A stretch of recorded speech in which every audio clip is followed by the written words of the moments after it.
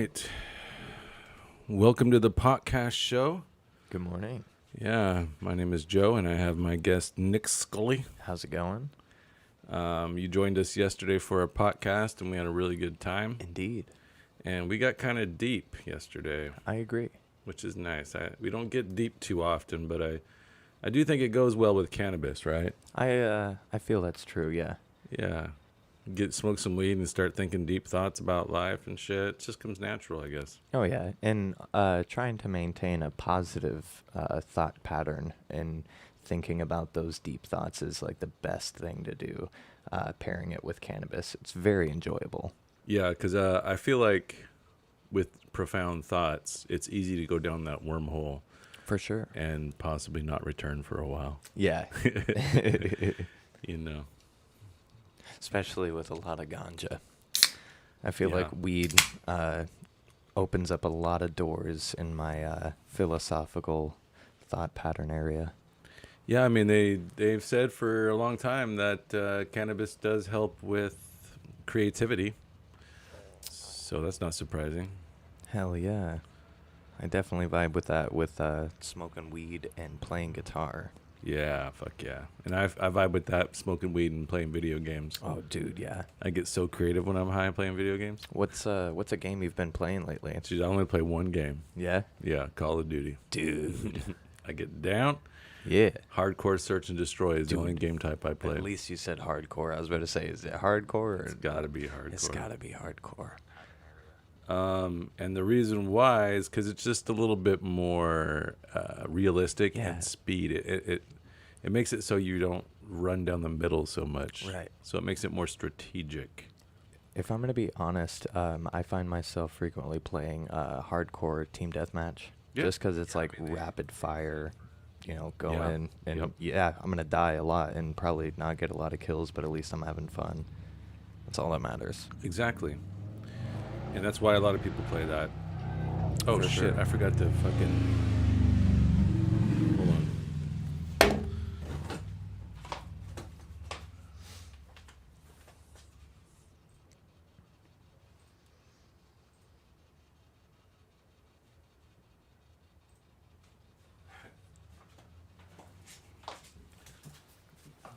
We were live streaming, but we were live streaming a paused video screen, so... Nice.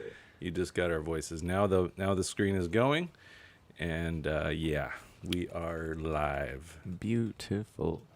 All right, so let me open up this soda. Gotta sound so good. Yeah, it does. It's so like crisp sounding. Mm-hmm. Every time I hear that, it just makes me think summer and being on a lake, man. Yeah, ice cold cola. Mm-hmm. Nice and refreshing. I even burped through the mic. You can hear that too. So. All right, so on today's episode of the Potcast show, we are doing a farm review of Fleek leaf cannabis. Ooh, yeah. Yeah, buddy. It looks super good from what I've seen so far. Yeah.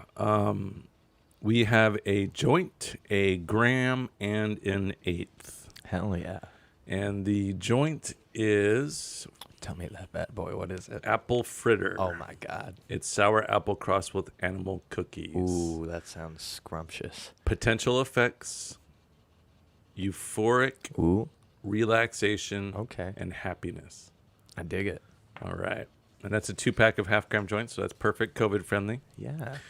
The gram that I have is a sativa Forbidden Punch. Ooh, that sounds delicious. Yeah. And that's skunk haze crossed with Northern Lights. Northern Lights is good. Yeah. And the eighth, as you can see on the close-up cam there, is lemon agave. Ooh. Yeah. I've honestly never had an agave strain, so that's going to be very nice. Have you had Fleek leaf before? To be honest, no. It's not incredibly common in this area. Oh. It's hard to get. I don't know that they are the biggest farm in the world, but they have produced some well-known stuff. Oh, nice. As you can see on the close-up cam, it looks fucking stunning. That's beautiful.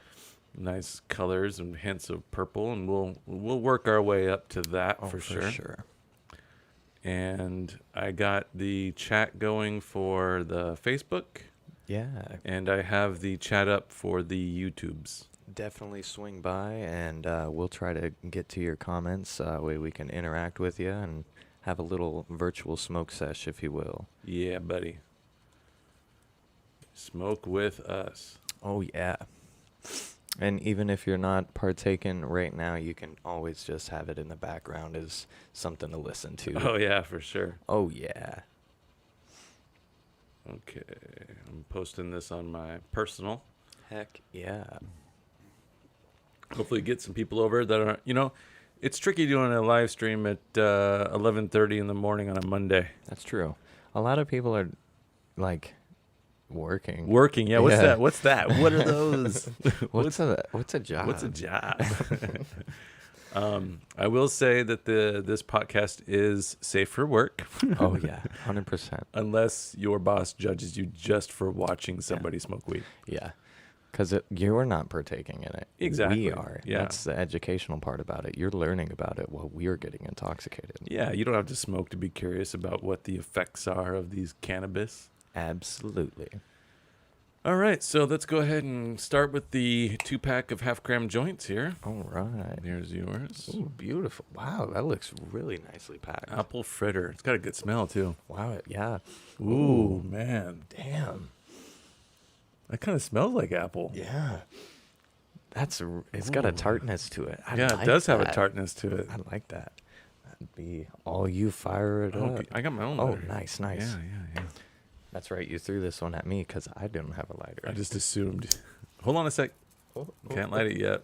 Valid. You got to finger it up a little bit. Oh, Make sure it's nice and loose. This is my unexperienced self. Yeah, I like to finger it up just to make sure it hits real nice. Valid. What's up, Johnny? What's up, Justin? How's Thanks it for going? watching. All right, so before I light the joint, I like to do a dry hit. Yeah. You really get a good flavor profile off the dry hit. You really do. Way Yeah. more than if you light it. The tartness definitely comes out for sure. Yeah. Wow. That reminds me of a tardy apple pie. Yeah. Wow.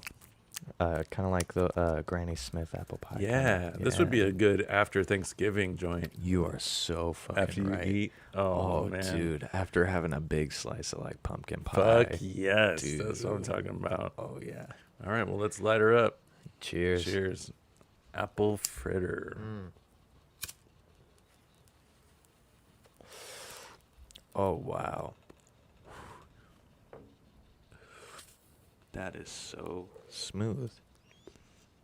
Very Extremely smooth. I Wow. didn't even feel that on my throat at all. Yeah, I was just going to say, I feel like I didn't even inhale. Take a hit. Yeah. Yeah. Wow, that's crazy.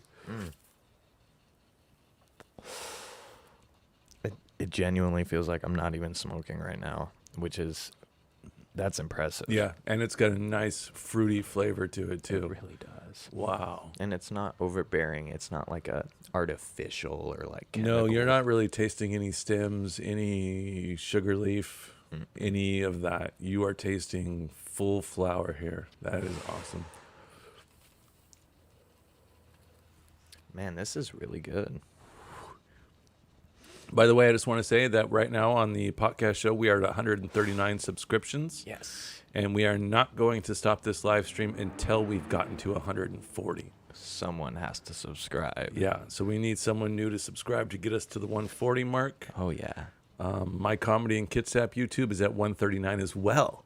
We got to get that up to 145 So at least. They're tied. The Yeah. podcast show and Comedy and Kitsap are tied for subs exactly at 139. Who's going to win the race? That's a good question. Speaking of comedy and Kitsap, when is your upcoming show? We have a Pride comedy show on Friday at the historic Roxy Theater. Oh, yeah. To celebrate Pride Month. And I have some of the best Pride comics that I know from the Pacific Northwest coming up to perform. Hell yeah. So that'll be a really good time, I do believe. Doors are at 8, show at 8:30 on that. And you can go to the Roxy website or Facebook Comedy and Kitsap to get more information from the event page and the details. Groovy. That sounds like it's going to be a rad time. I know that the last show that you put on at the Roxy Theater for the girls' night, that was, from what I heard, a really great show. Yeah, it was a really fun show. Hell yeah, The man. comedians had a good time. Everybody enjoyed the show. That's good. I got good reviews, which makes me feel pretty good. So, And I'm hoping that these shows at the Roxy goes well from here on out, because it's a beautiful theater. It is. It's been around for a long time. They need the support. They survived COVID. Man. So we need to help that place stay in existence for sure.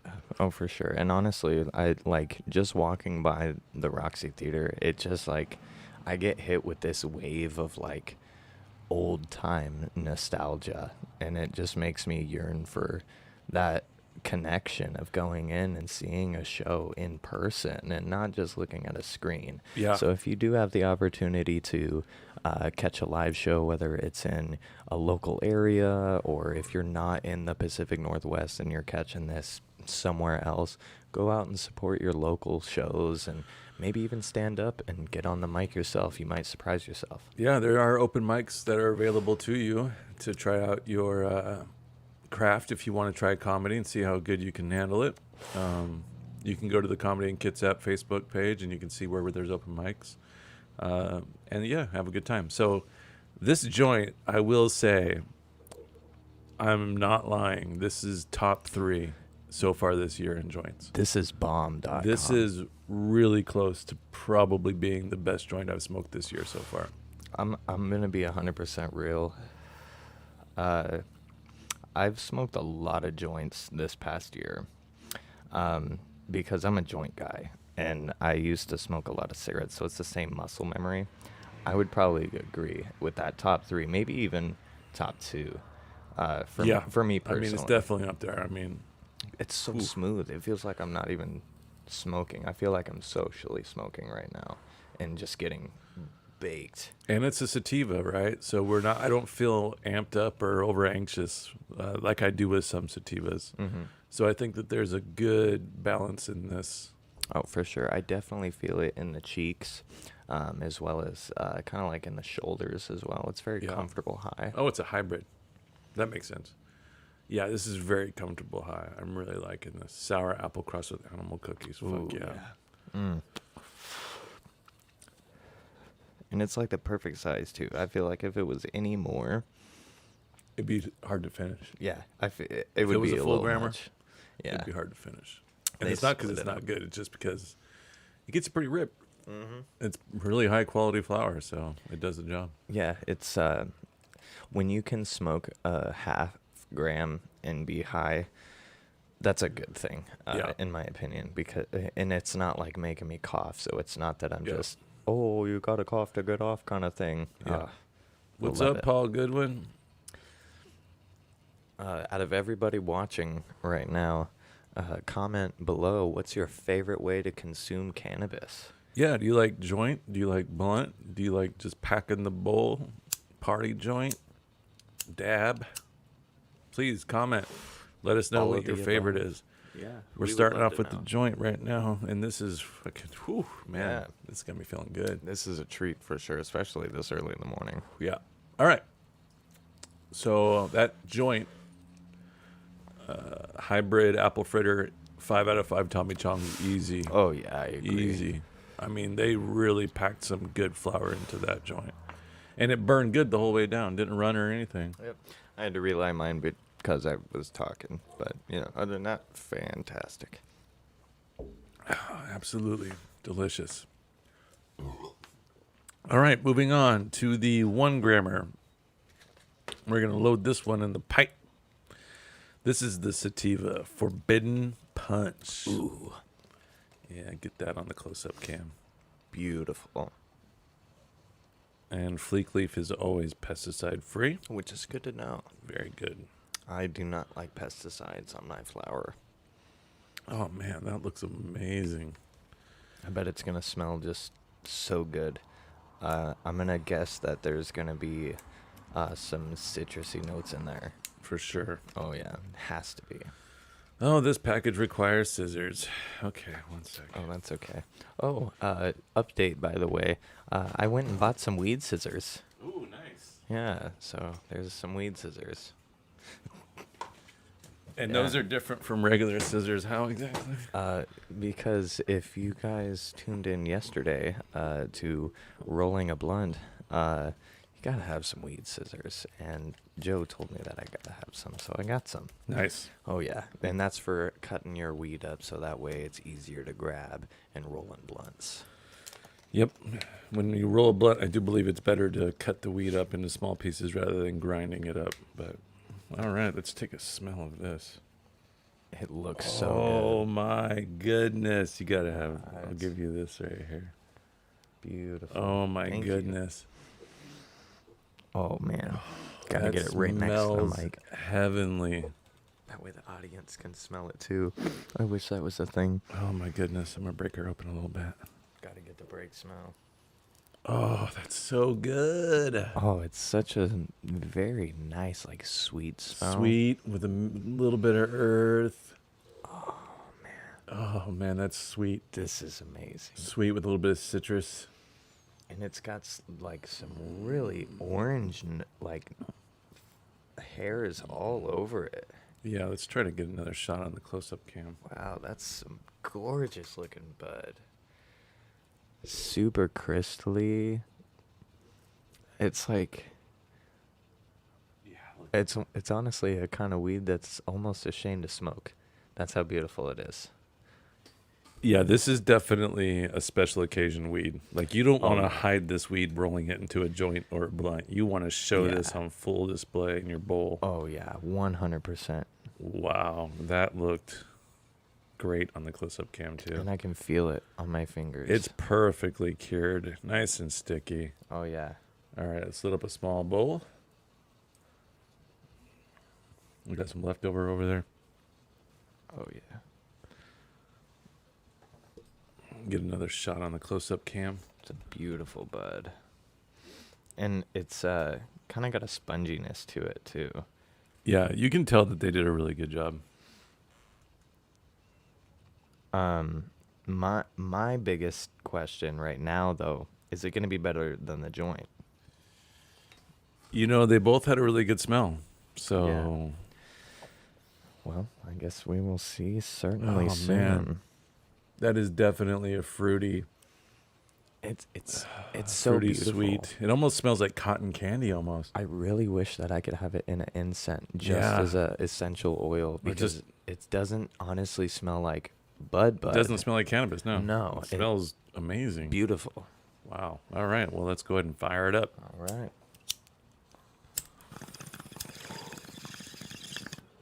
Oh wow.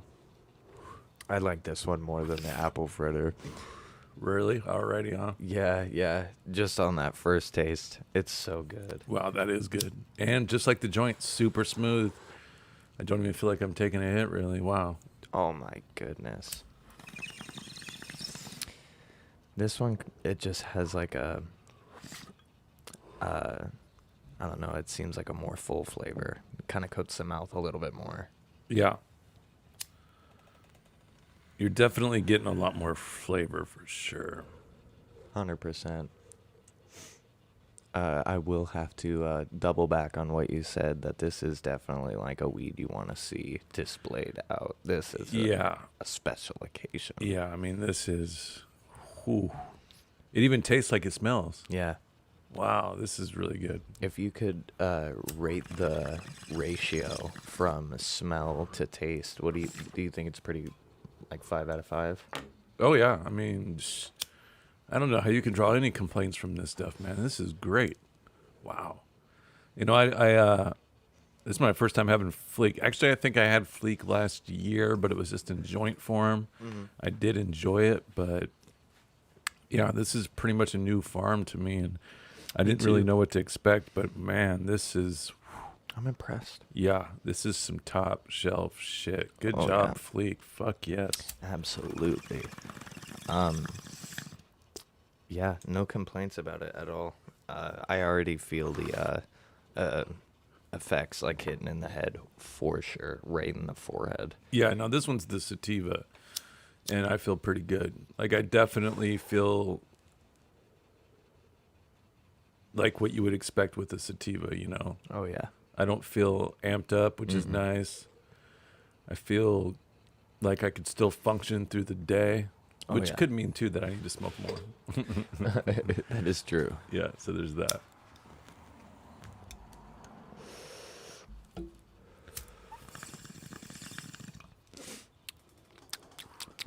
But yeah, it's burning good. Oh yeah. It broke up. It was like super nice. It didn't just turn to ash or like dust away. Yeah, Nothing. yeah. No, they definitely cured it properly. 100%. And even though the bowl is black now, I'm still getting really full flavor from it too. That's impressive. I will agree on that because mine is also not green anymore, and it still tastes really damn good. Yeah, I'm definitely enjoying this. This is fucking amazing. So I have to ask, while we're enjoying this wonderful bowl this morning, what is one thing you're absolutely excited for this summer? This summer, well, let's see here. I did quit my job a few weeks ago, so I'm excited about having the summer off to hang out with friends during the 4th of July. That's going to be awesome. My oldest son's turning 19 on the 15th of August. I have some shows lined up for comedy, performing and producing that I'm excited about. And then I turn 41 on September 4th, so I don't usually plan anything after my birthday. I wait till after my birthday before I plan fall and winter. That makes sense. Yeah, so I just enjoy the summer, close out the summer with my birthday, which is usually Labor Day weekend, and then hunker down for fall and winter. Yep, and and just wait for summer to start. hibernate through the winter pretty much. I vibe with that. Fingers crossed. I'm hoping that we don't have crazy forest fires like we did the last couple of years and kind of smoke out this area. That was pretty bad. That was bad. Yeah, I agree. Water your yards for sure, if you can. And, Well, that we got fucked up from the forest fires in Canada and California. Yeah, dude. Just the smoke that carried over. It's ridiculous. We were choking out, and that ruined the whole entire summer. Yeah. And you know what? One of them was like a baby reveal. Yeah. That caused a huge fire. Wow. And one was this dude that was out there just trying to start a forest fire. What? Yeah. Jesus. I mean, the chaos was incredible. Man, we gotta love each other, but more importantly, we gotta love the earth. Yeah. Like, damn. What about you? I'm really excited for the sunshine. I am very excited for music events to come back into fruition. Yes, absolutely. I am so ready to jump into a mosh pit or just kick back and be extremely intoxicated and listen to some live music. I don't know, just being able to sit in front of speakers that are pushing out, hundreds of watts and just burning your eardrums. It feels so good. Yep. I'm excited also for hopefully some pretty cool movies. I think I want to attempt to go to my first drive-in movie. Nice. I haven't been to one yet. Yeah, they're all right. Yeah. Yeah, they're all right. I mean, I prefer theater. Yeah. By far, yeah, but I think the big bonus for it, because the only reason why I want to go is because I was like, man, I could go watch a really shitty movie, and that's okay because I can hotbox my car. True. Fucking true.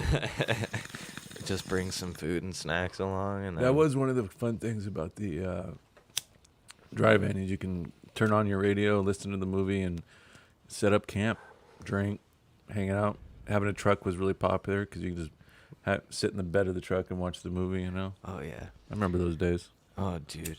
I really hope that people, especially with how COVID's gone, go for that old school vibe of like, I want to go out and do something, Yeah, get out. Yeah. Fucking do something that gives me a sense of nostalgia almost, Right. Go old school with that shit. Exactly. Like, there's nothing wrong with, oh, man, I want to take a trip to the forest for a day and just get out and, like, get away and recharge. Or go to the fucking Ruston Way waterfront for the car shows and shit. Yeah. Watch people cruising around. Fuck yeah, bro. Oh, yeah, dude. All right. Man, I definitely, I'm feeling a rip now. But I still feel good. the effects of the potential effects of the Forbidden Punch, which is skunk haze crossed with Northern Lights, is happiness, creative, definitely, and relaxation. Oh, for sure. Yeah, I definitely feel all of those things. Yeah. And I definitely give that also a 5 out of 5 Tommy Johns. Oh, man, so good. I mean, I feel like we didn't even challenge ourselves with this choice of Fleek Leaf. No.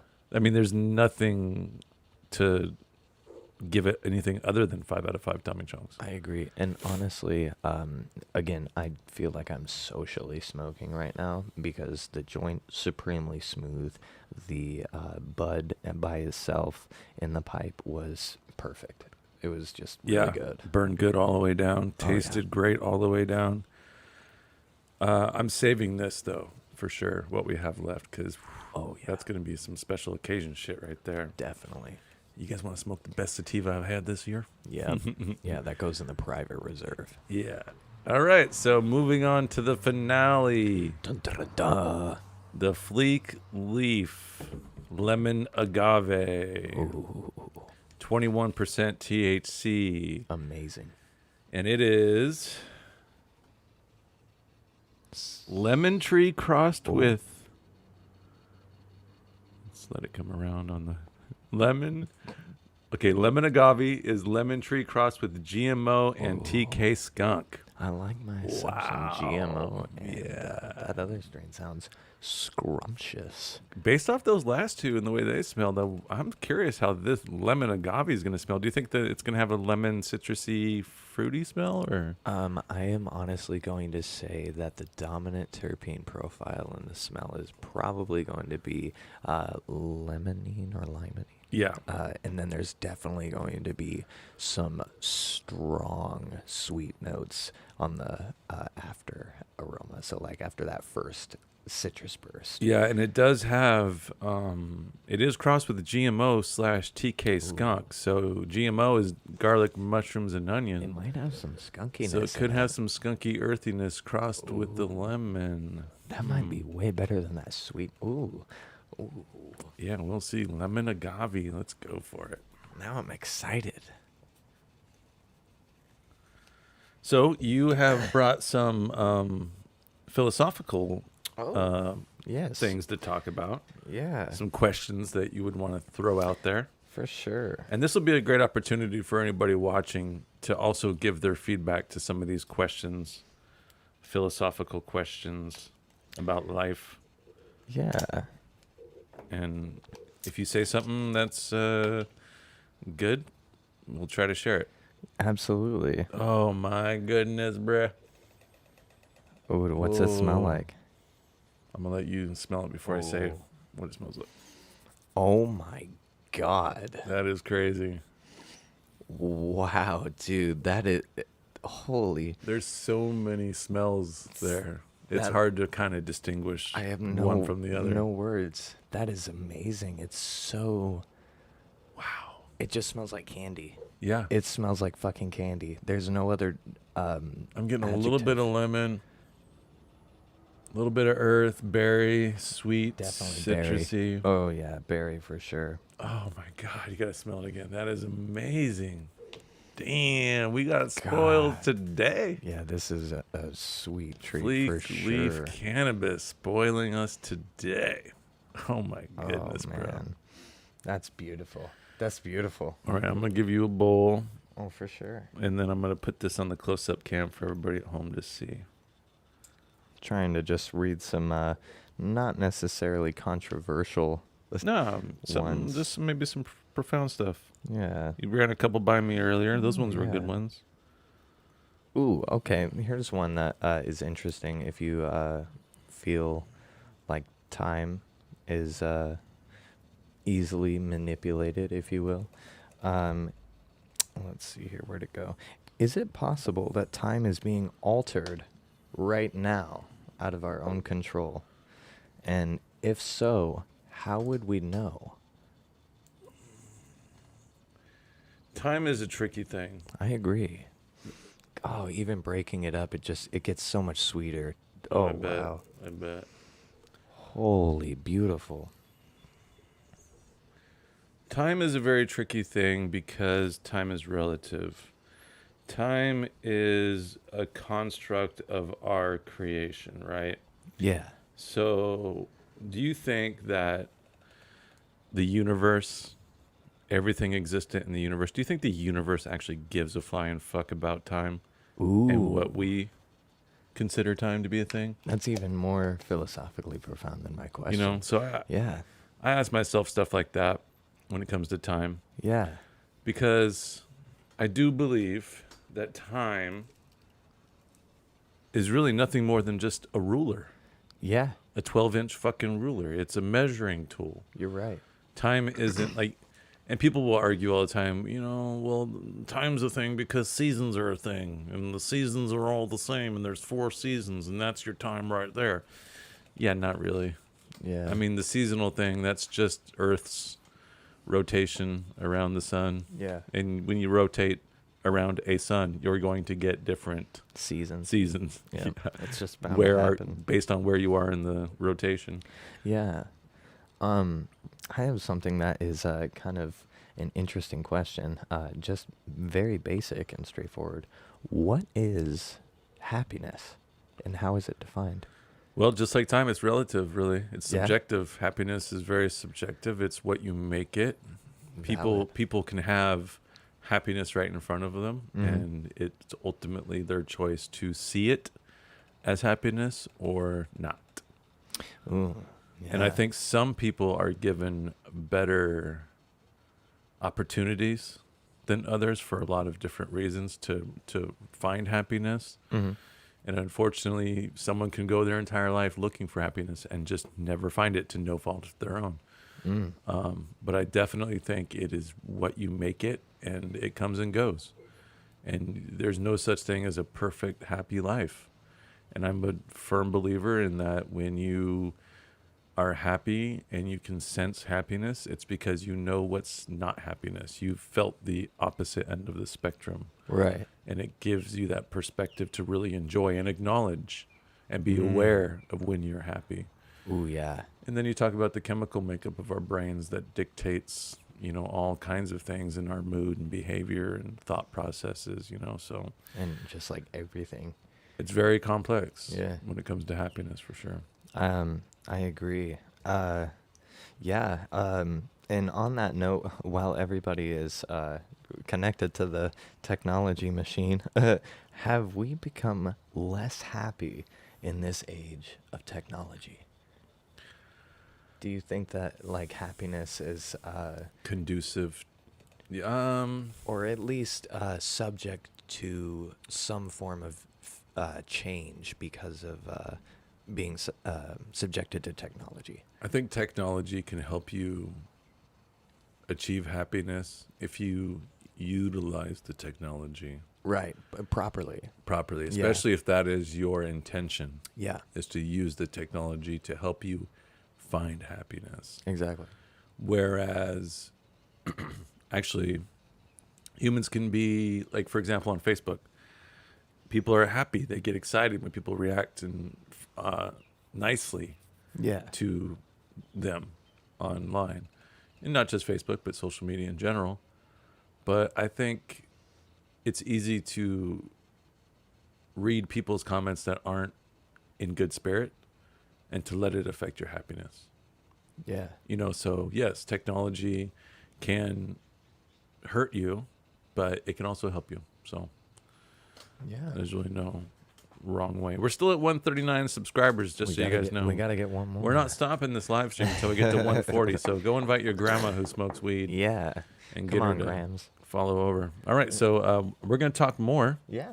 but let's go ahead and fire this up. Yeah, for sure. It broke up It- very nice. It was perfect. Oh, I mean, man. so far, everything they've done has been perfect. Oh, yeah. Cheers. Oh, yeah. Clinksies. Let's do this.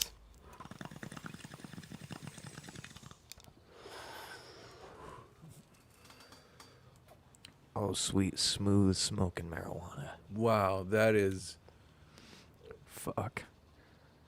wow. I need another hit. More science.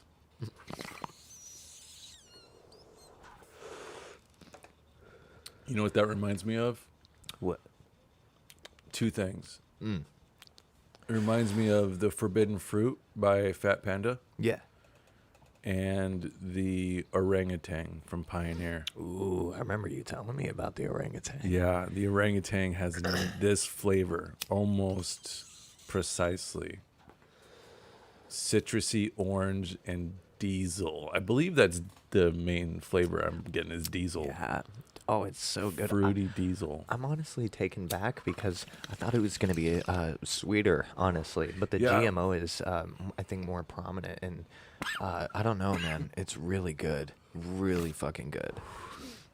Well, I will say, Forbidden Fruit and orangutan, those are citrusy orange strains. And this is lemon agave, and it's tasting just like those strains. Yeah. So, lemon is probably still the dominant, but I'm getting a lot of fucking diesel. Oh, yeah. Wow. It's so tasty. I just like, I feel like I this think is... it's diesel that I'm getting. What's the other one that I get it confused with sometimes? Diesel and... gas, question mark? No.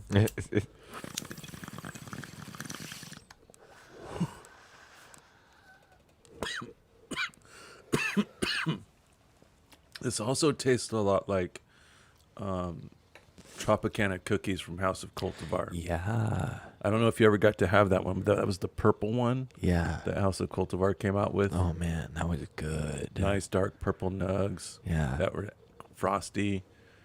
And that reminds me of this. This reminds me of that a little bit. Yeah. It also kind of reminds me of, I think it's just because more name association than anything, but it kind of tastes like GMO cookies. You're getting the from, GMO? Secret Gardens. Oh, yeah. It kind of has that, like, I don't know, diesel-y kind of citrusy bits in there. I don't know. Super good, man. Yeah, this is definitely some diesel I'm picking up here for sure. Yeah. It's kind of throwing me all different directions, but it's so good. Yeah. I mean, this is, whew. Oh, man. Good. You're getting the citrus profile. You're getting the lemon. You're getting the diesel-y aftertaste from it. Even taking a big hit, it's just smooth. And it's a sativa, too, so... Really? Yeah. I mean, the name kind of gives that sativa hint, but it does not taste like a sativa, honestly. No, it doesn't, because, you know, the Forbidden Fruit, the orangutan, and the Tropicana cookies were indica hybrids. And it has almost that same flavor.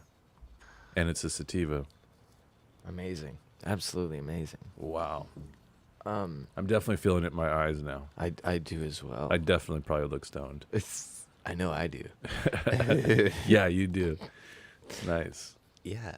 I know that there was one question that I had asked earlier that at least kind of got me thinking. What is the difference between beliefs and superstitions?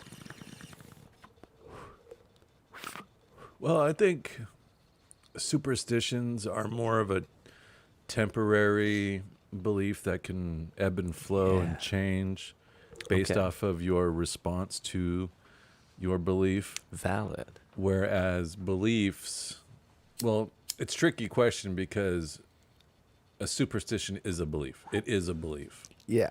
But when I think of superstitions, I think of them as more of a fleeting coming and going, constantly changing, where traditional belief would suggest that when you believe in something, especially when it comes to religious or spiritual beliefs, It doesn't break. it doesn't break, it doesn't change a whole lot. It's kind of written in the sand and you just accept it for what it is. And that's a belief that is more solid in foundation, whereas I see a superstition coming and going, Yeah. even going away completely sometimes, you know? I can definitely vibe with that because I know at least now I'm not as scared as a 22-year-old of breaking a mirror as I was when I was younger. Yeah, you tend to believe some of those things. Yeah. Or Like- walking under a ladder. Yep. I walked under a ladder on purpose one time and people freaked the fuck out on me. Yeah. I was like, really? I don't. Walking under a ladder, really? One that like got me was the black cat crossing the path. I never understood that. I was like, there's people that own black cats though. Does that mean that's just bad luck to own a black cat in general? Like, no, that's silly. Yeah. Like, one that got me was the one in the mirror. Mm-hmm. Bloody, what is it? Oh, if you say Bloody Mary. Bloody Mary in the mirror 3 times. Not Bloody Mary, was it? I think so. Hell, no. Something Mary. I think it's Bloody Mary. Bloody Mary? Well, isn't Might that a be wrong. drink? Bloody Mary is a drink, yeah. Yeah. That's got the tomato juice in it, Yeah, right? so what the fuck? It can't be Bloody Mary in the mirror 3 times. I don't know. Maybe it is. Anyway, Yeah. I remember I was probably like 7 or 8 years old when I came across, someone told me that if you turn the light off and say Bloody Mary in the mirror 3 times, Yeah. that someone will come out and fucking try to shank you or something. It took me a while, but I did it. Yeah. I wanted to know, I was curious. Did anything happen? And the reason why I was curious was because nothing happened. Oh. Because I was like, there's no way. Yeah. And if this is a kid thing, then I want to be, I'll risk my life, Right. you know, in this scenario to I'll be a prove martyr. to myself that I believe that to be not true. Right. Oh, And man. yeah, I proved it wrong. You know what's really... Hail Mary or Bloody Mary? Hail Mary? I think it might be Hail Mary. Now, Hail Mary is a football term. God, I'm anyway, gonna go look ahead, it up. go ahead. I'm gonna look it up on Google. It'll help us. yeah, why not? We should. I wish I had Alexa out here. We'd be able to ask her straight up. One moment. Oh no, not Waterloo. What? Bloody Mary 3 times in a mirror. So, yeah. Oh yeah, it is Bloody Mary. It is Bloody Mary. Wow. Okay. Folklore. I guess the folklore behind it is Bloody Mary is a legend of a ghost, phantom. Oh, my screen went dark. Ghost, phantom, or spirit conjured to reveal the future. She is said to appear in a mirror when her name is chanted repeatedly. Yeah, fair enough. So they probably just made up the shanking me part Oh, that's to okay. scare me. So, but as a kid, you believe that shit. So. Oh yeah, I'm ripped. me too. Wow.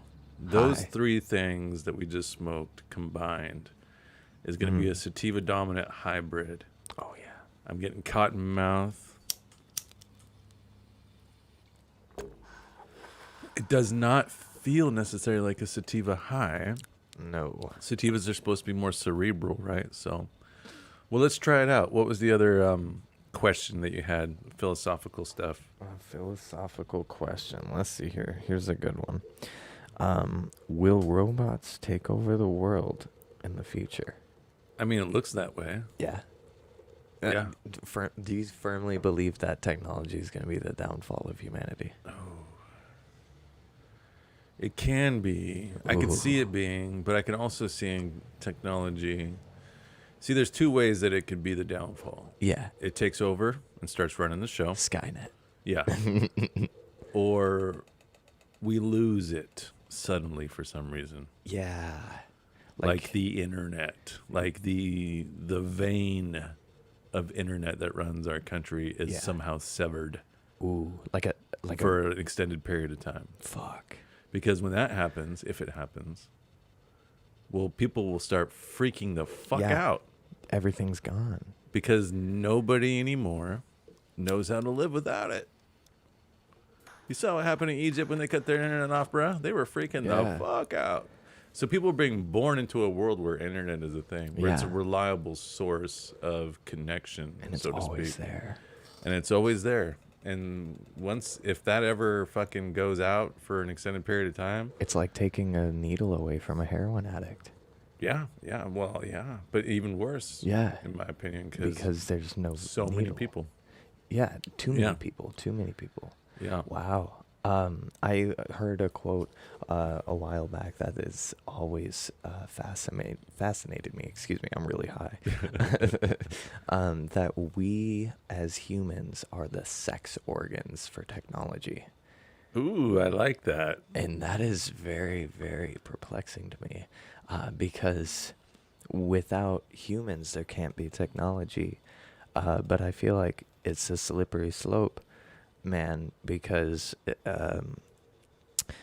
what if at one point, there is that omnipotent AI that's like, what is best for the world and myself?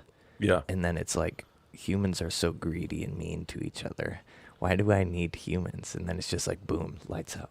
But if you noticed something about life and humans on an individual level, I noticed this a few years ago, and this is just a personal thing that I've noticed, and that is our sex organs are the ones running the show. Oh, yeah. You know? It's true. Like, there's so many things I think about, like the decisions we make in life. Some of the most detrimental decisions for ourselves are revolved around our sexual organs. Yeah. And, you know, maybe it shouldn't get so much priority, but it does. It's who we've evolved into as human beings, right? Because you know that sex hasn't always been this way. Right.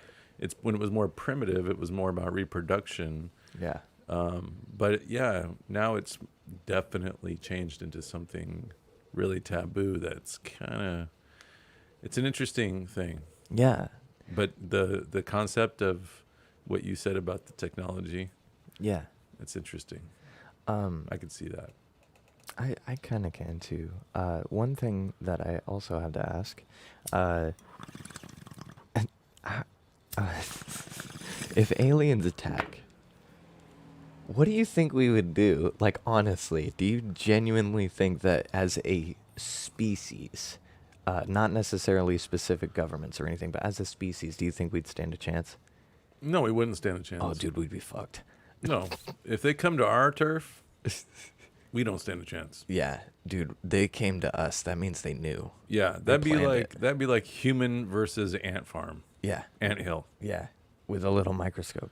Yeah, you could send your 8-year-old to the ant hill to destroy the ant hill. Yeah. They could send their 8-year-olds. Yeah. And they would whoop our ass. Isn't that scary to think about? Fuck. It's kind of scary to think about, but I have thought about it and what it means. And if aliens invaded us, like to harm us, like it was evident, they weren't coming to say hi. I think we would unite, just like we did the day after 9/11. Yeah. But on a global level, we would unite as humans to try to put up our best fight possible. Oh, yeah. And perhaps when we see that it's not going our way, it's time to run and hide. Yeah.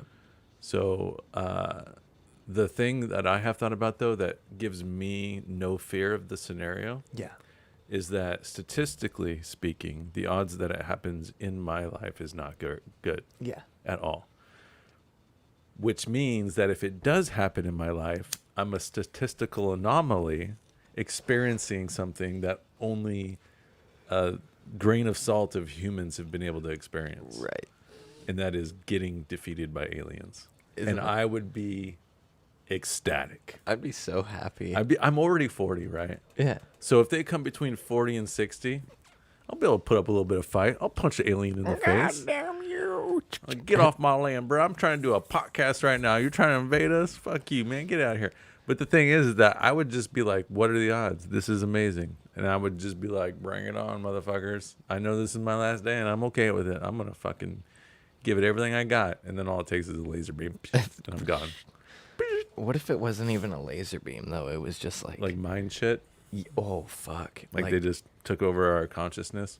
Oh, and we dude. all just listened to them and obeyed them immediately? I could see that. That would be scary, just immediately obedient. Oh, my God. Yeah. Here's one that's kind of interesting. Intelligence or wisdom? What's more important for a better world? Well, through wisdom, you can create intelligence. Ooh. You know, so they do kind of go hand in hand. I think it's just good to have a balance of both, really.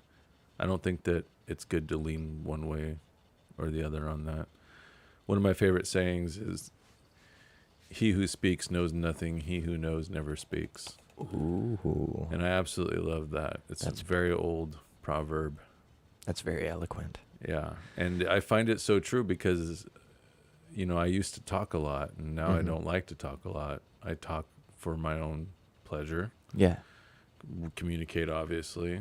But really, I find that the best thing a person can learn is that as far as knowledge and wisdom go, we know nothing, really. We know a very limited amount of information about our existence. Oh, yeah.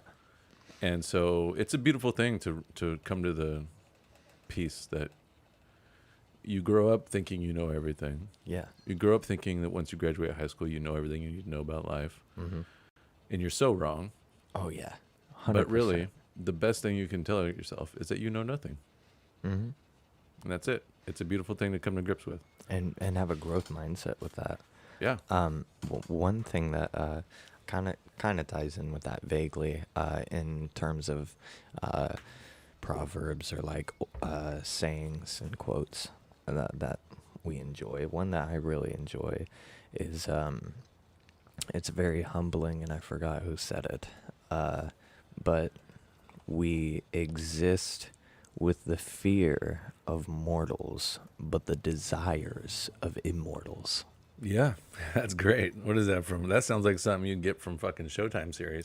I believe it's either Aristotle or one of those guys back then, yeah. Yeah. It might be Odysseus. Yeah.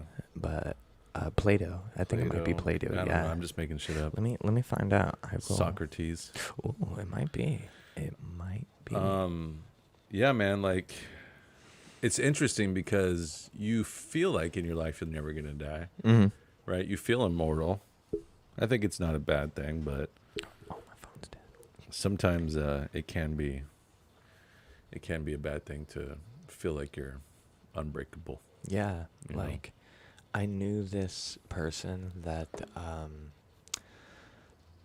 I don't really know what they're doing right now, but like they got into a car accident, dude, and then they were like, "Oh yeah, I'm never gonna fucking die." Like after that car accident, like immediately afterwards, and they got like really fucked up, and I was like, "What is wrong with you?" Yeah, like that's not how you should think. Like I don't know, man. But then again, adrenaline and going through that. Yeah. Fuck. Like I know that there's been a couple times in my life I had a couple close calls, and oh yeah, the adrenaline rush you get is quite the thing. It's like no other. But what ends up happening is you get fucked up, and then when you're fucked up, the adrenaline keeps you going for as long as you need it to go. Yeah. And then once the adrenaline comes down, then you can process everything that just happened, and you can be like, "Oh fuck, that just happened." Yeah. And once you realize that, then you got to just come to terms with it, One thing that it's not necessarily philosophical, but one thing that I wanted to kind of get your opinion on. I was just kind of listening in on a series of just informative information of history. And it was during the Cold War, I believe, and during the Cuban Missile Crisis. And there was one guy on a submarine who wouldn't fucking press the launch button. He was the only dude who prevented a nuclear attack. Yeah, sometimes it can get bottlenecked down to something crazy like that. My question to you, though, how would you feel being that person in time, just being there with that much pressure of like, we're a go right now, like everything's on you, you need to press that button, and you're like, no, this is morally wrong. There's like so many people's lives. Oh my god, dude. I don't think I could do it unless I was in the mindset that I wanted to do that. Like let's say I grew up secretly wanting to kill a group of people.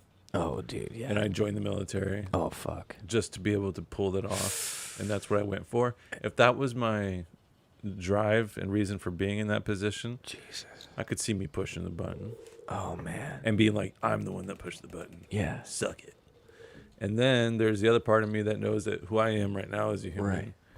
If I was in that situation because I was appointed to that situation, not because I was striving for it, I wouldn't be able to do it. No. I'd be like, fuck no. Because you got to know that history is on your hands right now. Mm-hmm.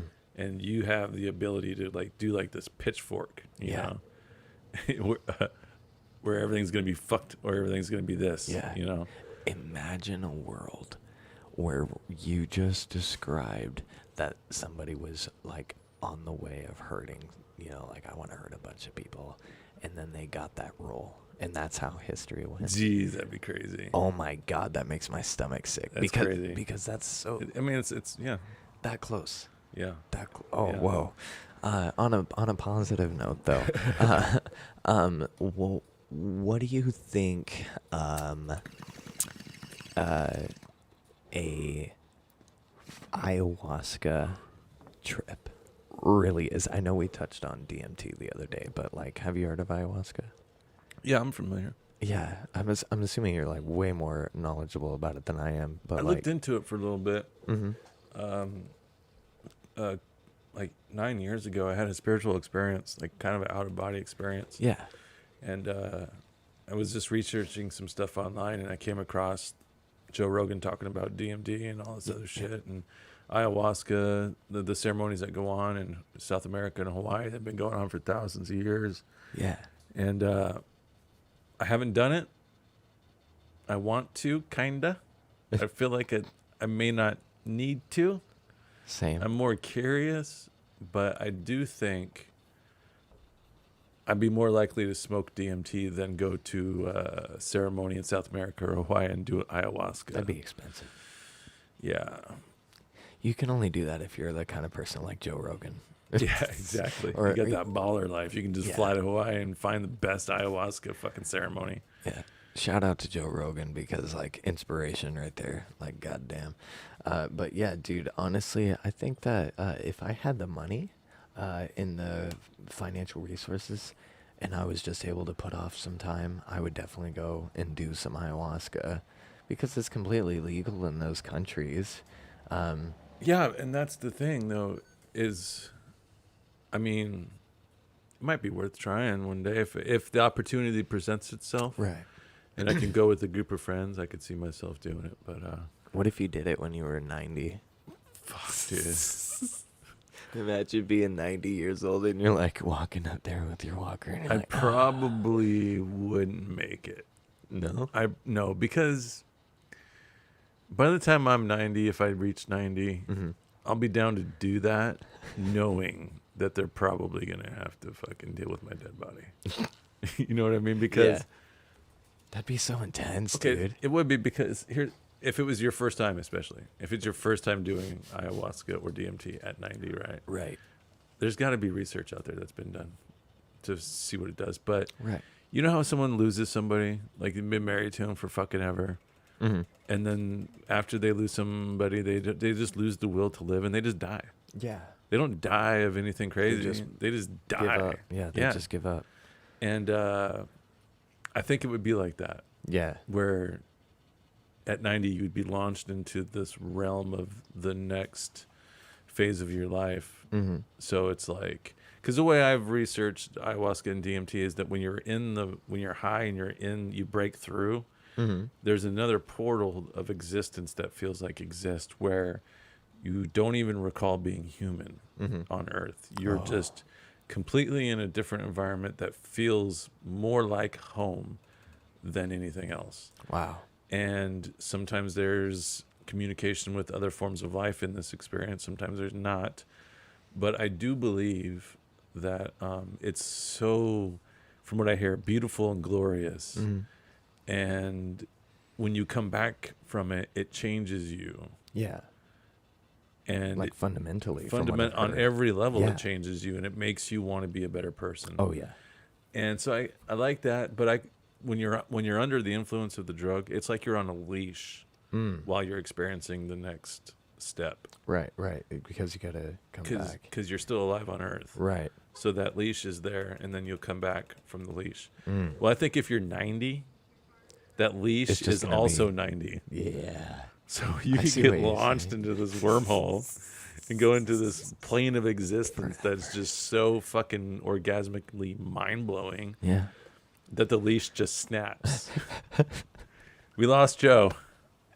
90-year-old, first man. time doing ayahuasca. That'd be amazing. Yeah. Honestly, from what I've heard about ayahuasca, the thing that fascinates me about it is the fact that It's basically they just take a bunch of roots and they fucking boil them. And Yeah, shit. it's something about a bark and a leaf. They Yeah. put it together, man. Yeah, it's all natural. They've been doing it for centuries. Oh, yeah. Centuries, I think- thousands of years. I think that And I it's, think that's. Remember I was telling you about the book, DMT, the Spirit Molecule? Mhm.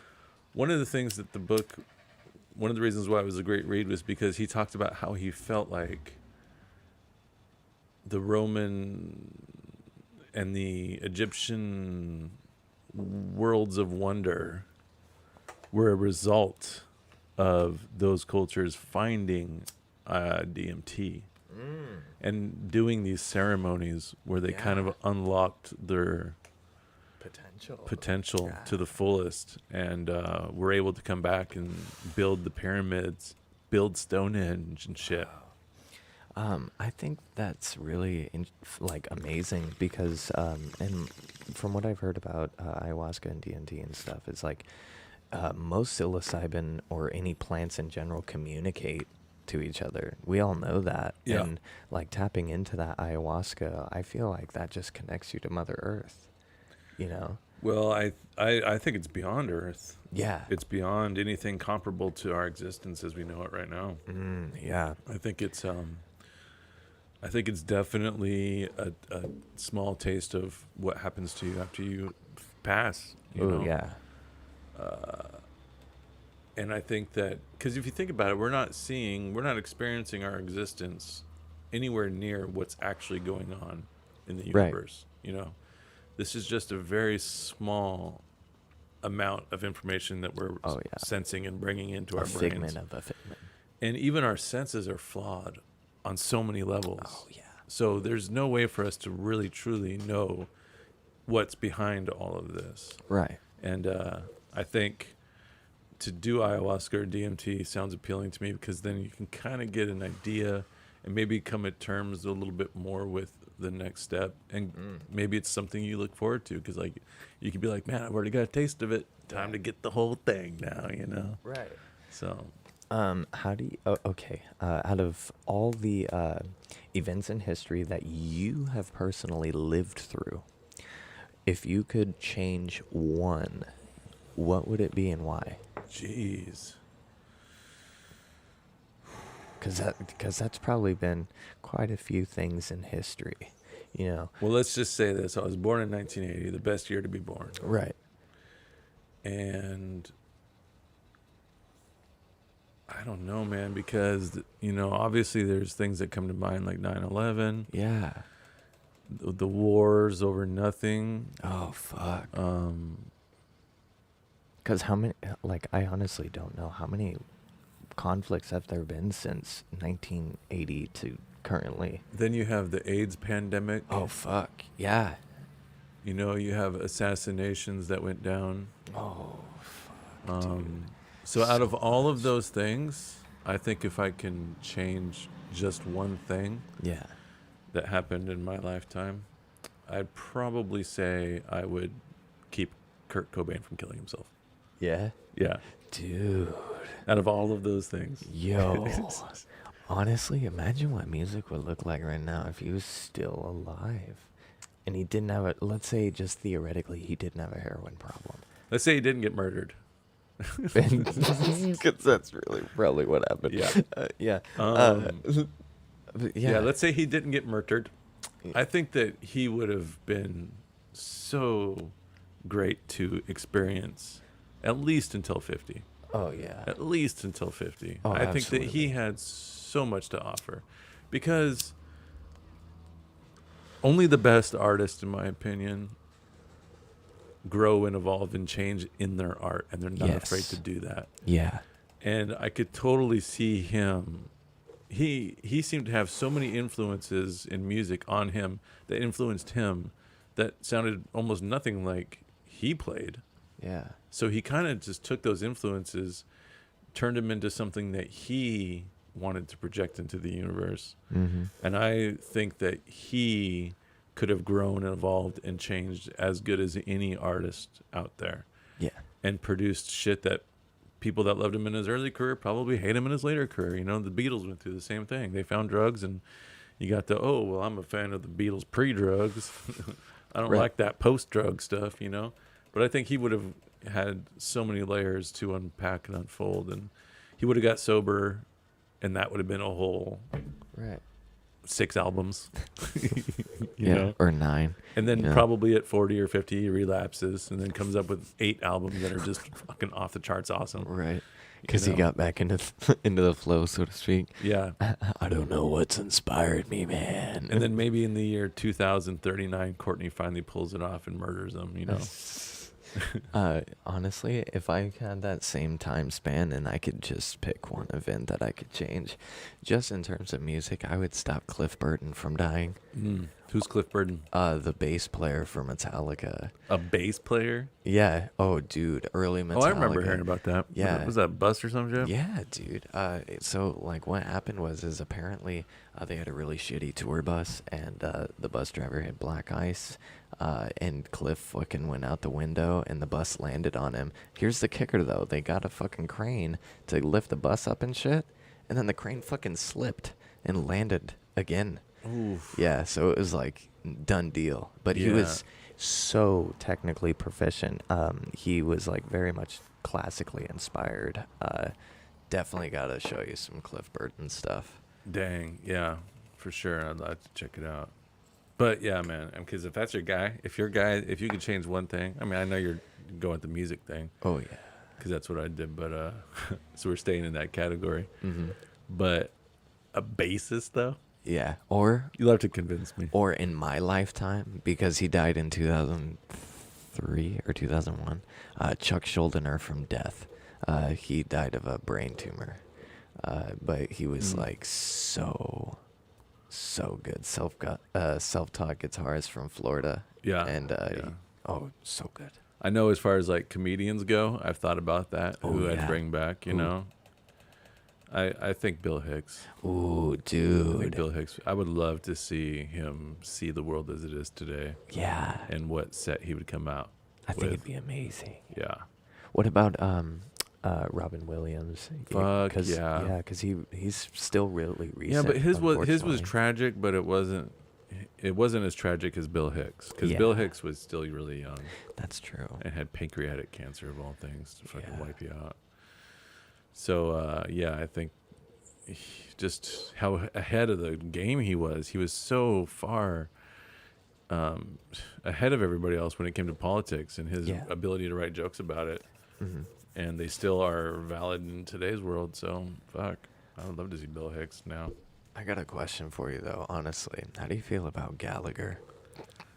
Dude, Gallagher is a prop comic. It was a phase in comedy where people in stand-up started using props, and they were getting crowds of people. It was just a phase, really, and Gallagher was just the product of prop comedy, smashing the fuck out of watermelons. I mean, as a kid watching it growing up, I loved it. Oh yeah, my grandma really liked it. And it wasn't even so much about anything he said. He just looked funny, and he smashed the watermelons. He was loud. That's all I knew. Yeah, this is fucking cool. I'll watch a watermelon get smashed. Oh yeah. Okay, out of all the cartoons or just shows as a child, what was like your go-to show? X-Men on Saturday mornings. Dude, fuck yeah. Dude, I love that shit. Oh yeah. Mine would probably have to be that old school fucking Tom and Jerry, man. Oh yeah, for sure. That was good shit too. Like, oh, you didn't know who to root for in Tom and Jerry. Honestly, it was a nice back and forth. Honestly, that's so true. I think my favorite though, to be honest, the Pitbull, just because he would beat the shit out of that little shit cat, because he was a dick sometimes, dude. He would treat that mouse like shit, but I get it because he was trying to eat him though. So that's just how it goes. Yeah. Well, I think we've successfully tested whether or not the sativa is cerebral. For sure. Because we talked about some good topics so far. I'm still ripped, man. Like, I smoked another bowl, but fuck, I'm fucking so good to go right now. I agree. And it's something that I feel like is going to carry me through the day. I don't feel weighed down. Yeah. I would give all of these, me personally, 5 out of 5. Easy. What do you Tommy think's John's. your favorite out of all 3 that we had today? Man, I am so bad because I love this flavor profile of the lemon agave. I love the diesely lemon fruity mix. Oh, it was so fucking good. Like, But God. the apple fritter joint was fucking great. Oh Yeah. my God, that was good. Nice and tasty. I don't know, man. That's tough. I agree. I think if I had to choose one, For the rest of your life, if you had to choose one. for the rest of my life, if I could only smoke Now one. let's keep this in mind. Yeah. That if you choose the apple fritter, it's going to be 1,000,000 2-packs, 1,000,000 of these tubes Oh, fuck. for the rest of your life. That's a lot. Or it'll be the sativa, which would be Forbidden Punch, where you'd get a bunch of the 1-grammers. Ooh. Or it would be A bunch of 8. a bunch of 8s. Damn. That still weighed out to the same as this and this. Yeah. So you'd get the same amount of weed, but one's a joint 2-pack, Yeah. one's a gram, one's an 8. I'd have to say, honestly, because I'm a joint guy, I'd have to go with the joint. So you'd pick the convenience Oh, yeah. and the fact that they was a fucking bomb-ass joint. Oh, yeah. Honestly, like, just the flavor profile and the ability that I had to just smoke it consistently without coughing or feeling that harshness on the back of my throat was like, oh my God, they did Yeah. a great job. That Yeah. was probably my favorite we had today. That was really good. But if I had to pick one of these for the rest of my life, I'd say the lemon agave for sure, just Yeah. because I just love that flavor. So Oh, yeah. Oh, man. It was so good. yeah. Well, we're still at 139 subscribers. We are not stopping this live stream until we get to 140. Yeah.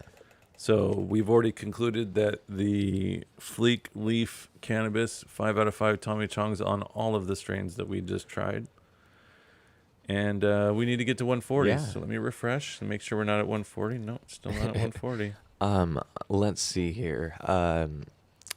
If you were able to pick one superpower, what would it be? One superpower. Yeah. Any superpower. I don't know. I talked to my girlfriend about this actually. Yeah? Yeah. And I was having trouble coming up with something. It's hard. It's a hard question. And she said her superpower, because I said, well, you tell me yours. Maybe it'll help me come up with mine. Right. She said hers would be the mystique mold into other people Damn. superpower. You could do anything. Yeah. And immediately I was like, that is not the coolest superpower at all. I totally shot her down. I was like, why? Oh. Why would you choose that one? Really? Yeah. And she goes, well, I don't know. I was thinking if you wanted, I can shapeshift into anybody, if you know what I mean. And I was like, oh, that is the greatest idea I've ever heard. By far the greatest superpower for you to have. Nice. And I really like the superpower of reading minds. Oh, man. Lori doesn't like it. That'd be cool. But I think I want to know the people that I associate with are authentic. Yeah. You know, because that's the struggle in life, right? Is always trying to figure out Who's real? who's not. Yeah. Am I real? You know, Right. even that. So sure. if I could read other people's mind, I would be able to know who's really down and who's not. Yeah. You know, and you wouldn't have to worry about trying to figure it out. That's totally true. If I had to pick a superpower, because I like to break things down, probably because I overthink shit way too much. I'm assuming that we live in a world with other superheroes, with other superpowers and supervillains, etc. So I want the superpower to learn other superpowers. Ah. That way I could just, if they have it. So you can constantly change your superpower, like Yeah. the last guy in Last guy. Mortal Kombat. Yeah. He was always doing Shang different Tsung. people's moves. Yeah, Shang Tsung. He was always doing different people's moves all the time. Yeah. He was such a pain in the ass to fucking beat too, dude. Yeah. I would always fucking throw my PS2 controller when I got to that point. fucking Mortal Kombat was a hard fucking game to play, especially back on the old school, like, Sega. Yeah, And exactly. the SNES, because I don't think they had cheat codes that I'm aware of. Most games now have like cheat codes or loot boxes that you can buy and shit. Let's see here. Okay. If you had to pick one mode of travel, for the rest of your life, between train, horseback, or on a motorcycle, what would you pick? Oh, motorcycle for sure. I would probably pick a train because what Really? if it's raining? I'd deal with it. Yeah? Ooh, man. It'd be way more effective, efficient. I wouldn't be able to get to the store, man. That would suck. I can fit most things in a backpack, That's true. so definitely motorcycle. Yeah. Ain't nobody got time for a horse, motherfucker. Ain't nobody got time for that. Howdy, partner. That's really funny. All right. Let's see. You gotta try to remember another one of those questions. We're still at 139.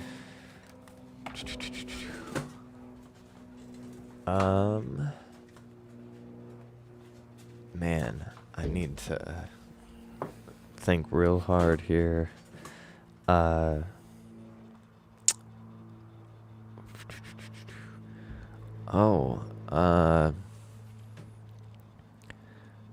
Why do you think humans have evolved to have consciousness? Like, if evolution really is a thing or something like that. Well, that's a tricky thing because with consciousness is awareness. Right. So let's just assume that at some point in time, humans, whatever form they were in that point in evolution, were not quite self-aware yet. Yeah. And they just lived off of primal instinct. Eventually, humans became self-aware. Yeah. And when that occurred, it essentially brought them into existence. Ooh. Because if you're unaware of your own self, how can you even exist? Ooh.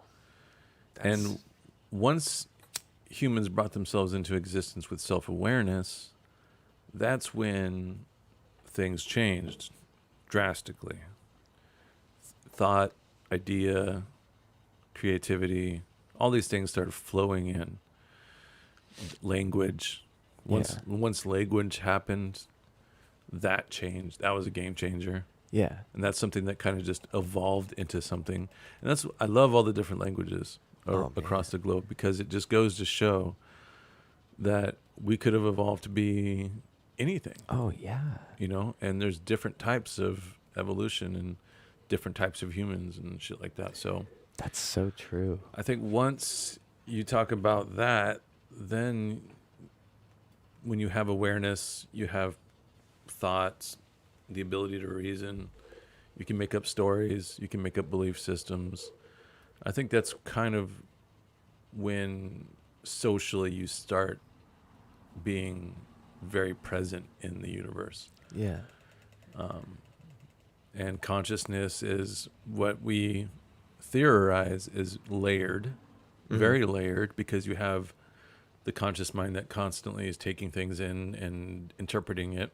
Right. Then you have the subconscious mind, where there's stuff going on behind the scenes, so it's very layered, I think, and it's very hard to understand where that lies in relation to the brain, right, to the soul, or even if you don't believe in the brain or the soul, in the universe, how much of this creativeness and how much of this thought processes are coming from a collective energy in the universe that we're all connected to, and how much of it is really just coming up in our brain, and that's it. One thing that I've thought about frequently in terms of consciousness is like not necessarily it's too perplexing, I would say, but just the fact that, like, we have our day-to-day consciousness, and then when we fall asleep, sometimes we have the ability to tap into our subconscious mind, and that's what our dreams are. I think that's what our subconscious Which is a trip, because sometimes dreams are fucked, bro. Yeah. And like sometimes they're so fucked, but then you're like, well, you thought that, motherfucker. Yeah. You did it to yourself. And like I feel like when you have certain I don't know, certain experiences or certain energies that linger in your subconscious for years and years, let's say, can resonate through your dreamscape potentially. Sure. And that can also affect your consciousness, like throughout your day-to-day life, because most of the time when we dream, we don't remember it. Yeah. But I feel like maybe when we don't remember it, we're touching into a part of our soul that is so profound and so extreme that it just cannot be fathomed by human mind. And then we wake up from it, and then that's us coming back to our consciousness. Like, it's just, there's always the argument, like, who's to say the dream world isn't the real reality here? Ooh, You know? Yeah. I've always liked that thought. And Yeah. also just in general, how life is an illusion in itself. You know, how we pretty much created our own illusion that we live in. Yeah. You know, and that it's not real. What's that Timothy Leary saying in that Tool song? Something about humans are just experiencing themselves subjectively. Oh, yeah. Through one consciousness. Yep, I know exactly what you're talking about too. I just There's don't know. no such thing as death. Life is only a dream, and we are the imagination of ourselves. Yep. Yeah. Yeah, dude. Yeah. Accurate. Oh yeah. Something that it's not necessarily philosophical as a question, but more so as a story. And one thing that I've kind of carried throughout my life, I believe, if I remember correctly, I heard this from my grandfather or my grandmother, or maybe my mom, I don't know. Too high to remember. But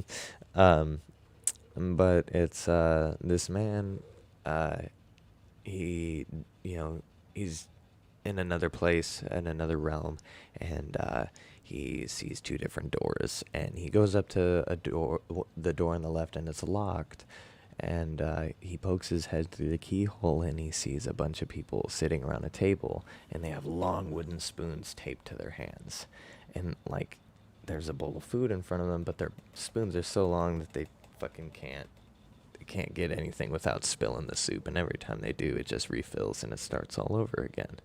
And they're extremely miserable, skinny, and bitter. And then the man looks over to the other room, and it's the same situation, but instead of everybody trying to feed themselves, they're feeding the people around them. And they're feeding the person next to them because their spoons are that long that they can get their soup and feed the other person. Interesting. And I don't know, it's just interesting to think about in terms of a philosophical question of what does it mean to live a good life or to be a good person? And do you think that it's more subjective than it is led to believe? Good is like normal.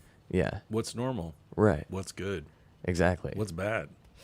You know, is half the bad shit that happens in our life really bad, or do we just make it that way? Right. You know, so as far as that goes, it's too relative. It's too subjective. Fair enough. Maybe that's what you make it, motherfucker. That is very true. I feel like life is definitely perspective based. It's all about your personal perception on things. Yeah. What is one thing that is like your most philosophical question that you've encountered over your years of living?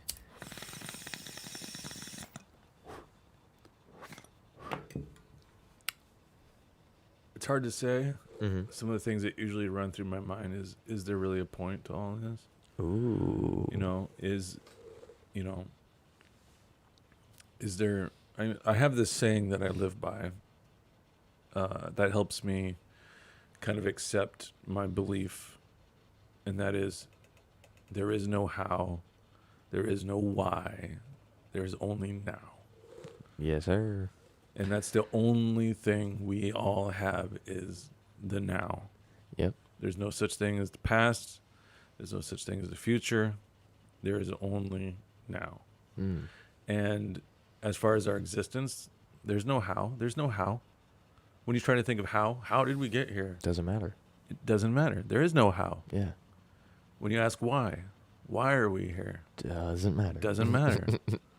Got to stop thinking about it. Yeah. And then the only thing that's real and the only thing that's worth a damn is the now. Yeah. And I came up with that saying or that mantra for myself because for a while I was struggling accepting the fact that we have no idea why we're here, why we exist, if there is anything after this, if there's even a point. It's not an easy thing to accept. No. And I would go down that wormhole of thought and deep thought and thinking, about that type of shit. And I kind of started detaching a little bit from society and from a good, healthy life. So I kind of just came up with that mantra that I tell myself to remind myself that there doesn't have to be a how, there doesn't have to be a why, there doesn't have to be a reason, there doesn't have to be a rhyme. Mm-hmm. The only thing that we know is that there's just this, there's just the now, and that's it. That's definitely true. One thing that is on a philosophical note in terms of the cannabis industry that I have been pondering on recently, do you think the future for the cannabis industry is going to evolve into something that is reminiscent of a fast food franchise?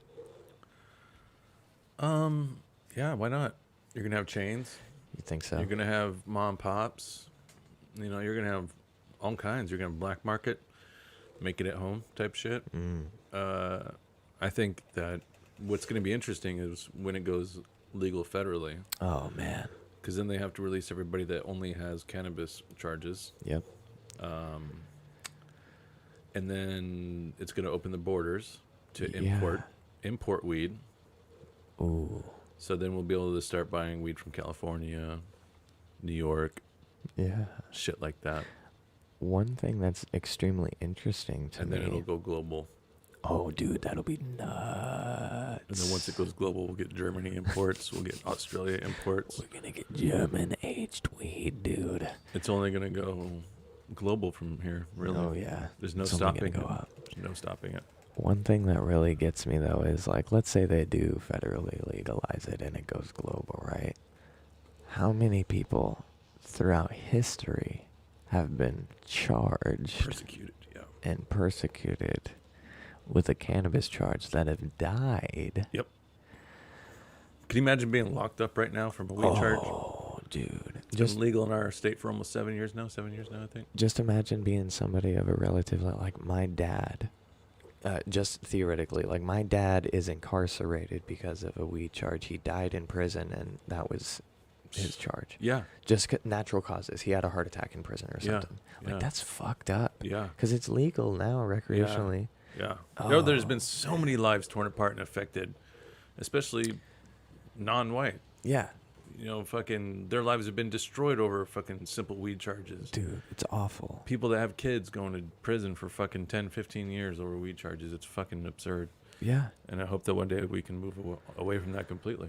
I agree. I feel like if it's legal for doctors to prescribe things that fundamentally are chemicals or substances altering your chemical and physical makeup, then they can also prescribe, or you should be able to recreationally prescribe yourself the same thing or something at a lower level, which I believe is what cannabis genuinely is. Yeah. Because for example, for me, just playing guitar and stuff, using topicals on my hands is amazing because I've been doing guitar for almost 10 years. So it's a great help for sure. Out of all the non-smoking ways of ingesting or using cannabis, what is your favorite? I just like smoking flower out of a bong or a bubbler. Yeah. Really, I like to roll blunts, but mostly just something with water. Yeah. Yeah. Fair enough. Lately, I've been really trying to figure out a way to make like an AC, but with like weed smoke. Ooh, that'd be sick. So that way you can just walk in your house and then you got a fucking AC blowing weed in there. It's hot boxed for you all Hell day yeah. while you're Ready at work. for you to go. Oh, fuck. What if it wasn't even like hotboxing to the point where there was just clouds and smoke everywhere, but it was just constantly pumping out a good amount? Like vapor. You Yeah, couldn't even yeah, see like you're it. microdosing on weed all day while you're at home without even having to smoke. That would be Wow. sick. Oh, wow. That's going to be... I think the future... Especially if you got a small house. Oh, dude. What if it was like one of those... what are those things called? Not studio apartments, but the micro apartments. Yeah. I highly doubt that they would allow you to use cannabis on those premises. But if they did, imagine that, like, what is it? Like, I think a 600 square foot space just packed full of microdose THC air. Throughout your day to make you happy. Oh, yeah. And it comes with your air conditioner. That's the beauty of it. It comes at a flat rate charge, too. Yeah. That's what they should do for citizens for quality of life improvements. For sure. Hell yeah. Light up that citizen's fucking house. Yeah. Fuck yeah, bro. Honestly, I really want to know your opinion on this because I don't know how to feel about it. And it is somewhat controversial, I would say. It is in terms of the vaccine. How do you feel about the rewards stuff? Like, because apparently they're doing $1 million giveaway, a joint, and like, do you, not necessarily just for the vaccine, I think if you want to get it, go get it. It's good for you. And if you don't want to get it, don't get it. It's good to not get it. You can all have your own beliefs. I think it's fine using incentives. Yeah. To get people to come out, because I think when it comes to the vaccine, you're going to have the first wave of people ready to go. That in their mind, they're already determined they're getting the vaccine. Yeah. And then the second wave of people are going to be people that want to wait a little bit before getting the vaccine. They want to make sure that they feel comfortable with what they saw as a live human trial to go get the vaccine. And I think that's the most crucial part and group of people to get vaccinated are the people that are on the fence. Yeah. Where they're not completely eliminating it out, and they'll say, maybe I will, maybe I won't. But if you can influence just 50% of that group of people, that's 50%. You would definitely get over 50% vaccination globally. I mean, in the United States. The thing that scares me about this whole pandemic thing is like I'm very uneducated in the whole like, oh, it was made or it was a natural thing. I don't know. And all I know is that as a human and as a human species, we're going to run into this a lot. Like, it's not going to go away. There's going to be different flu variations. There's going to be different diseases that come out throughout the course of humanity and always have and always will. But I fear that maybe society will potentially get to a point where they're so untrusting of people that might be trying to help. Like, I don't know if they're actually trying to help. It's kind of up in the air for anybody to say, really. But yeah, my opinion is like if they're trying to help us potentially not die, then that's cool. You know? For sure. And I think it's obvious now that enough people have gotten it and been okay from it that it's not that big of a deal. No. And that it's definitely worth getting. But there's going to be that third group of people that are absolutely not going to budge. Yeah. And that's probably at least 25 to 30% of people. So there's no way that they should expect to get more than 75 people vaccinated. Yeah. Unfortunately. I mean, I'm not saying that's what I would want. I'm just saying that's what I see. Right. I think out of the this whole thing, the one thing that I hope is that everybody can kind of just take initiative on the things that they're seeing in their life that they're not passionate about or like they're having troubles with, and like maybe all of this going down has helped put that into perspective, because I feel like it definitely has for me, and I feel like maybe a lot of people have for sure. Another question that I have is, do you think that in terms of like creativity, do you think artificial intelligence is like capable of creativity? I mean, it's tough. I think it's hard to say that with the word artificial, Mm-hmm. you can then say creative. Mm. I don't think that those two things go together. Fair enough. And I do think creativity is a human trait that other forms of life can definitely also have. I do think that you have to be a certain level of complex form of life to be able to be creative. Mm. And I think that artificial intelligence might only run off of a series of zeros and ones to determine anything. Yeah. If you ask me if my Alexa is creative, I would say no. There's no way that she can be creative. She can Right. pretend to be creative Or programmed. or programmed to appear to be creative, Right. but that's not creativity. So Mm. I think that's very true. I think creativity is something that is stemmed from solely being a human, and or just being alive on this planet and being an organism that is conscious, whatever form of consciousness you believe that things have. Because I feel like, monkeys and like other things on this planet are definitely conscious, because like they eat and they move around and they have their habits. I was actually doing some listening on a podcast recently of a study of bees that I found very fascinating, that bees can feel relative time. They took a bunch of bees in a hive and they put out honey and like flour and stuff like that, flowers for them to pollinate and whatever, at 4 p.m. every day. And then the bees would come out and then they'd go back in. And then people were like, well, they're doing it because of the sun. And then they're like, okay, well, they did it in the dark. Same thing. yeah. They eventually ended up doing it in a salt mine. And they still came out at 4 o'clock. People were still like, well, they're maybe feeling the earth or whatever. Yeah. And they moved them to a different time zone. And they came out at, I think it was like 12 in the other place of the world, which would have been relative to 4 o'clock. Yeah. So it's like, on that note, do you think that animals and creatures around us are more free than we are?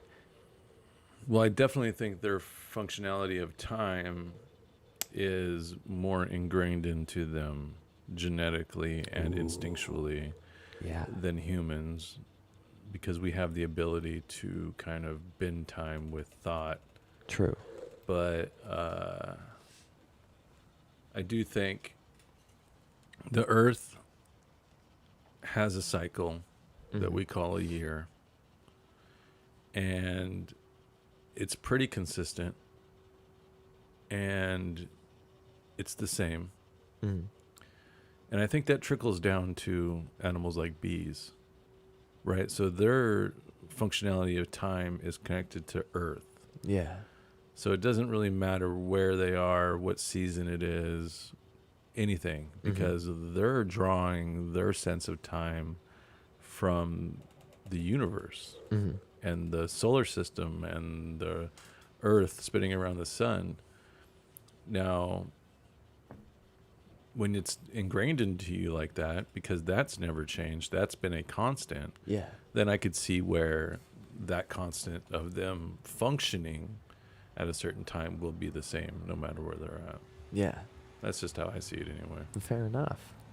On a unrelated note, and something that is not necessarily philosophical, but just like a straight up question, what do you think the most pointless sport is?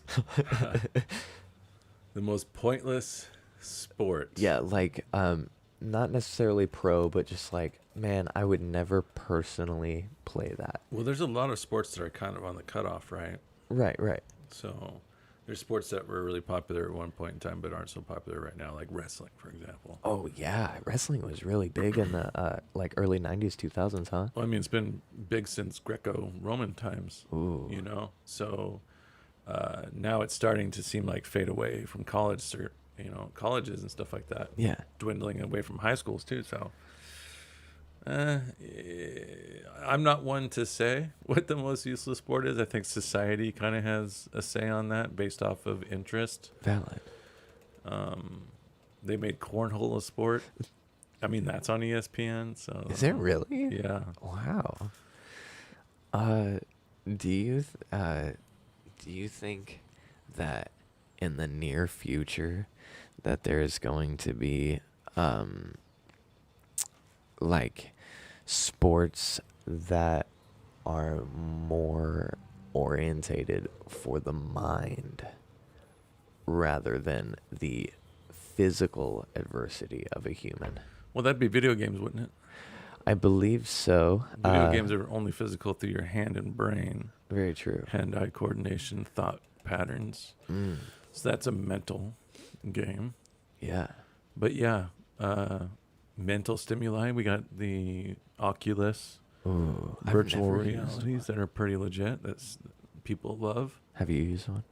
I refuse to. Really? Yeah. Well, it's the same as World of Warcraft. I refuse to play World of Warcraft. Why? Oh. Because I don't want to get caught up in that shit. Fair. Ain't nobody got time for that. Valid, man. You 'Cause once acknowledge start- something is consuming people's lives.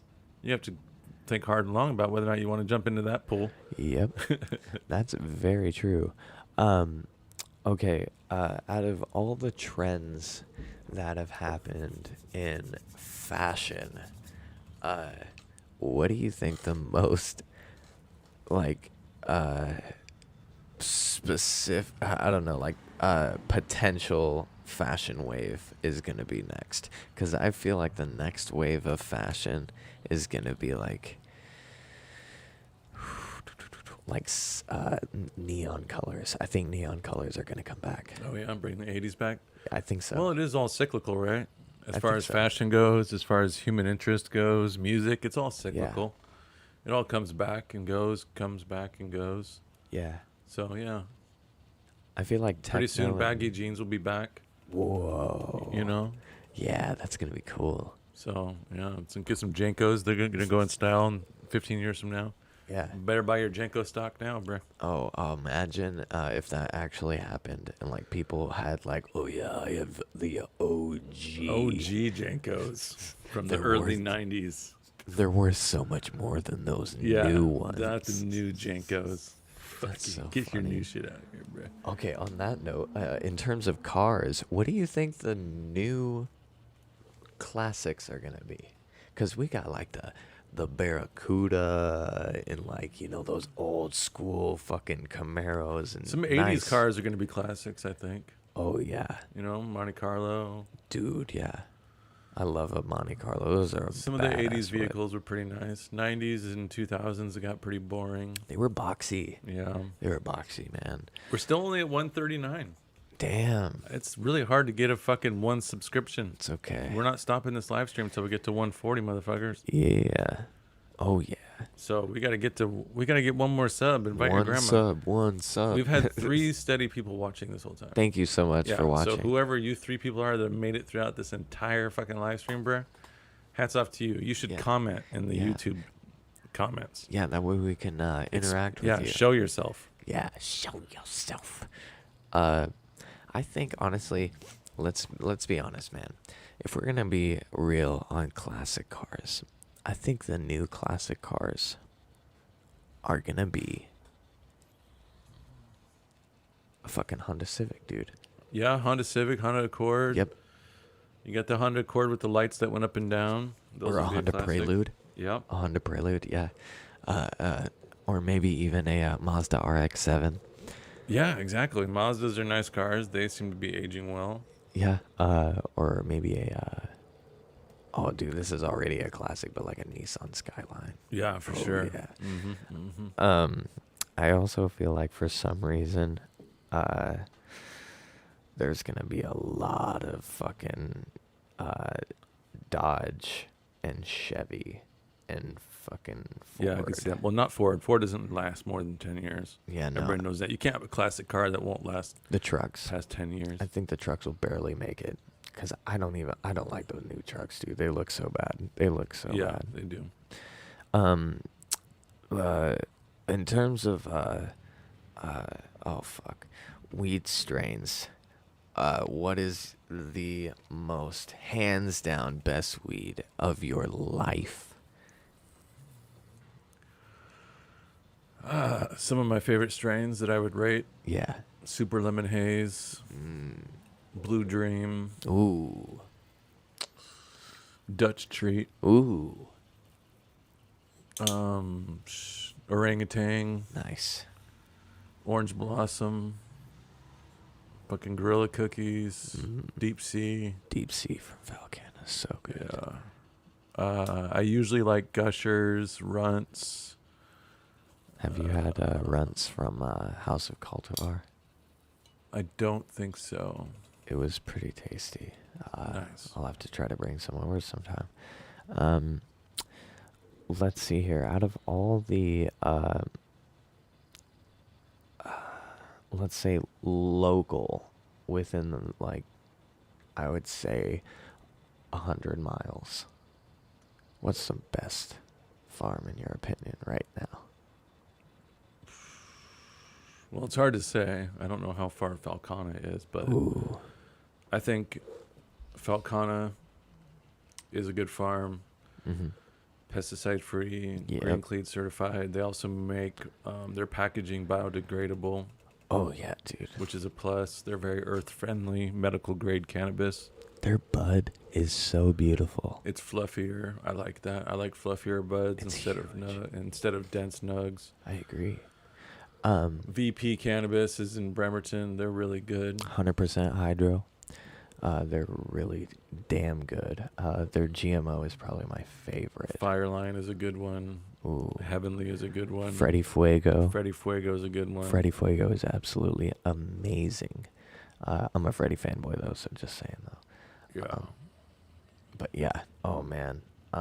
What's another one? Secret Gardens. Secret Gardens is a good one, local. Oh yeah. Secret Gardens has some really top shelf stuff for sure. So what do you think the, cause we got the land race strains, right? Like the GG number 4 and stuff. And we kind of touched upon this, I believe, earlier today or earlier yesterday. I believe that like Runts is going to be one of those OG strains like way later on. What do you think some of the next landrace strains are going to be? I think anything purple. Yeah, definitely. Purple Punch, Pacific Purple. Ooh, yeah. Purple. There's a lot of good purple stuff out there. I think when it comes to purple, people either really like it or they're just really off-put by it. Yeah. But I think that the more we see the legal recreational use and growing of strains, I think you'll see a lot more things that have feature purple. I think it's where it's going to lead to, I think.